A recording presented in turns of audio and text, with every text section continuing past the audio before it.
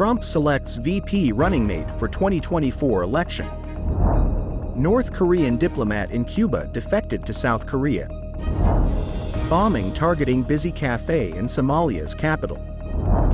Bangladesh students clash in job quota protests.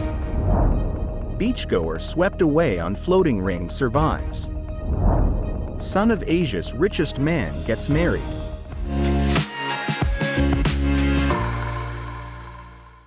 Hello, I'm Wade Lee. Thank you for joining us on Funday News. It is Wednesday, July 17th, and here are your top stories. Former President Donald Trump has chosen Senator J.D. Vance of Ohio to be his vice presidential running mate this November. Trump announced his VP pick on social media just before he was to accept the presidential nominee in Milwaukee on Monday. A source familiar with Vance's selection told CBS News that Vance flew privately to Mar-a-Lago to meet with Trump on Saturday morning. He received a call from Trump asking him to be his running mate 20 minutes before the former president announced his selection on social media.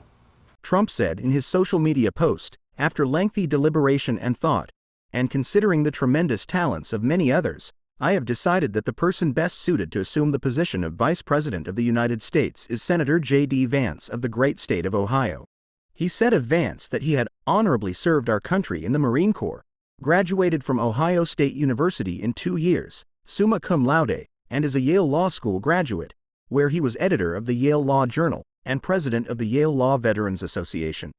Vance, who is just 39, is half Trump's age and is one of the youngest men to be a vice presidential nominee.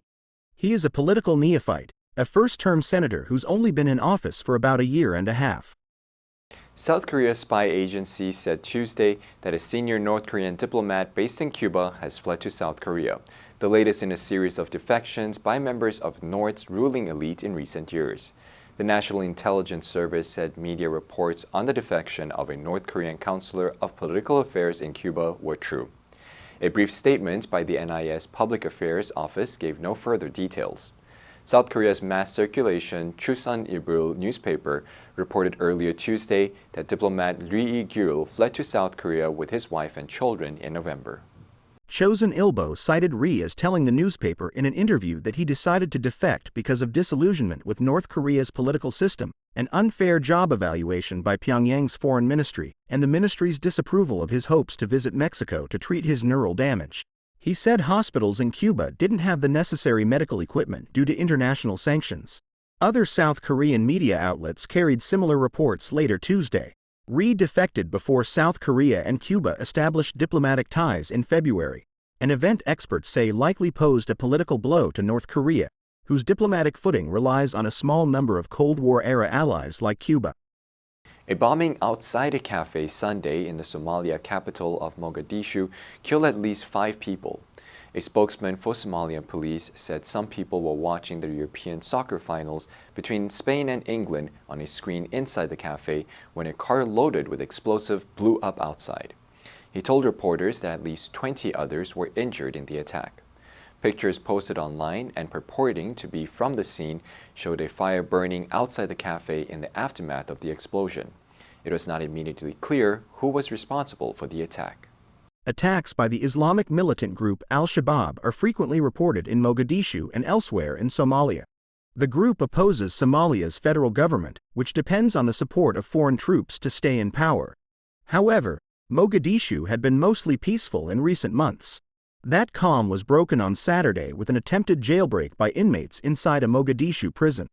In that attack, at least 8 people were killed as prisoners convicted for their roles in Al-Shabaab attacks exchanged fire with prison guards. Somalia's government is conducting a high-profile offensive against the extremist group, which the U.S. has described as one of al-Qaeda's deadliest organizations.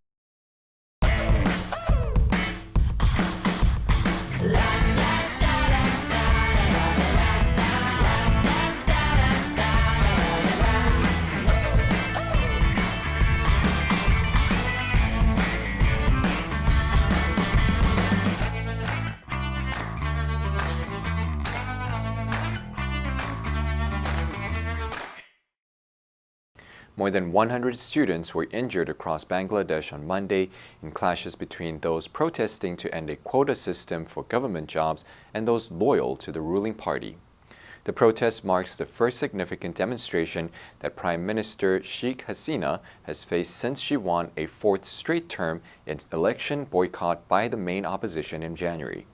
Police and witnesses said thousands of anti-Quota protesters and members of the student wing of Hasina's Wami League hurled rocks and fought each other with sticks and iron rods at universities across the country, including Dhaka.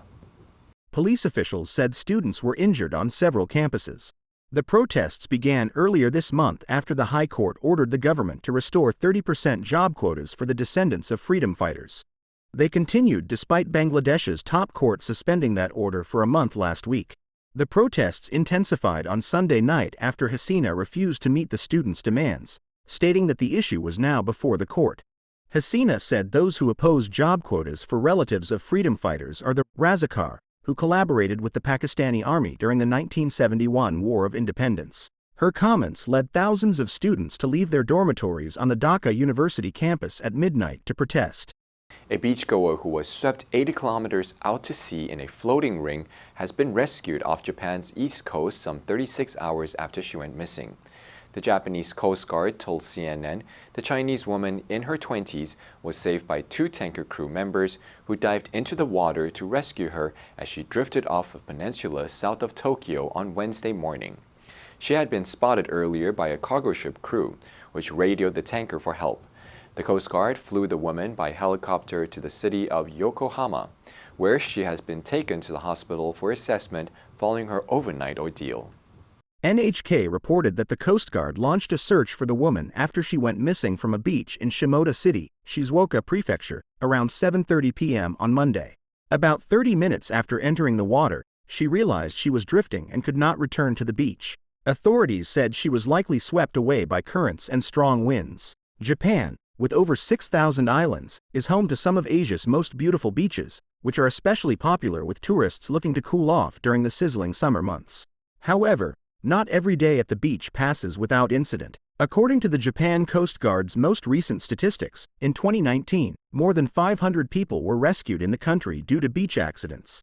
The youngest son of Mukesh Ambani, Asia's richest man, married his longtime girlfriend early Saturday in what many dubbed the wedding of the year.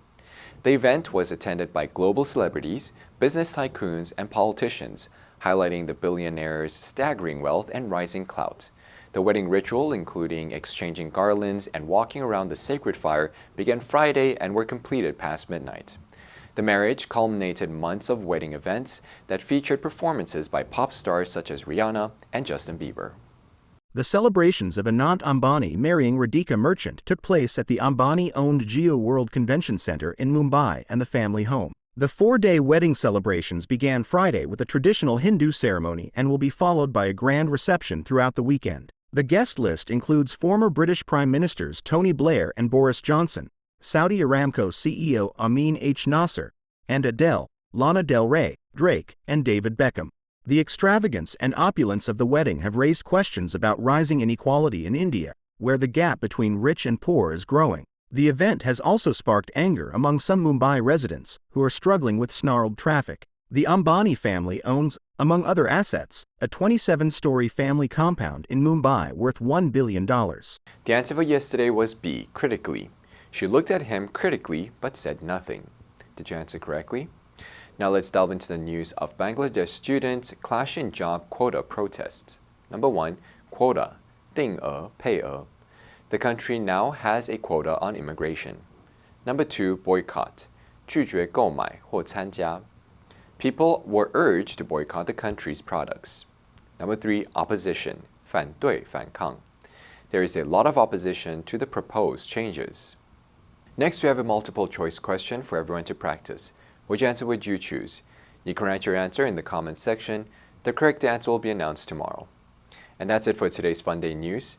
Be sure to tune into Funday news from Monday to Friday and click the link below to join Funday for free. I'm Wei Li, your host. I'll see you next time.